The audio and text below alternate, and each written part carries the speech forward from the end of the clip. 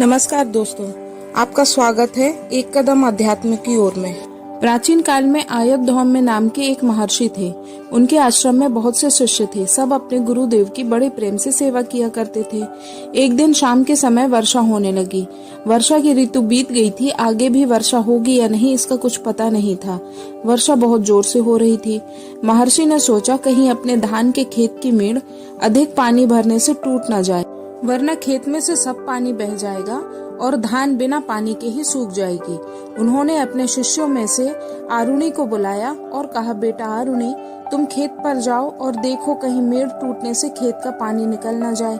गुरुदेव की आज्ञा से आरुणि उस समय वर्षा में भीगते हुए खेत पर चला गया। वहां जाकर उसने देखा कि धान के खेत की मेड़ एक स्थान से टूट गई है और वहां बड़े जोर से पानी बहा जा रहा है। आरुणि ने वहां मिट्टी रखकर मेड़ बांध देना चाहा। पानी बहुत तेजी से निकल रहा था और वर्षा से मिट्टी गीली हो गई थी, इसलिए आरुणि जितनी मिट्टी मेड़ बांधने को रखते थे उसे पानी बहा ले जाता था। बहुत देर परिश्रम करके भी जब आरुणि मेड़ ना बांध सके तो वे उस टूटी मेड़ के पास स्वयं लेट गए। उनके शरीर से पानी का बहाव रुक गया। रात भर आरुणि पानी भरे खेत में मेड़ से सटे सोते रहे। सर्दी से उनका सारा शरीर अकड़ गया, किंतु गुरुदेव के खेत का पानी बहने न पाए, इस विचार से वे ना तो तनिक भी हिले और ना उन्होंने करवट बदली। शरीर में भयंकर पीड़ा होती रही पर वे चुपचाप पड़े रहे। सवेरा होने पर संध्या हवन करके सब विद्यार्थी गुरुदेव को प्रणाम करते थे। महर्षि आयतधौम्य ने देखा कि आज सवेरे आरुणि प्रणाम करने नहीं आया। महर्षि ने दूसरे विद्यार्थियों से पूछा, आरुणि कहाँ है? विद्यार्थियों ने कहा, कल शाम को आपने ही आरुणि को खेत की मेड़ बांधने को भेजा था, तब से वह लौटकर नहीं आया। महर्षि उसी समय दूसरे विद्यार्थियों को साथ लेकर आरुणि को ढूंढने निकल पड़े। उन्होंने खेत पर जाकर आरुणि को पुकारा। आरुणि से ठंड के मारे बोला भी नहीं जा रहा था। उन्होंने किसी प्रकार अपने गुरुदेव की पुकार का उत्तर दिया।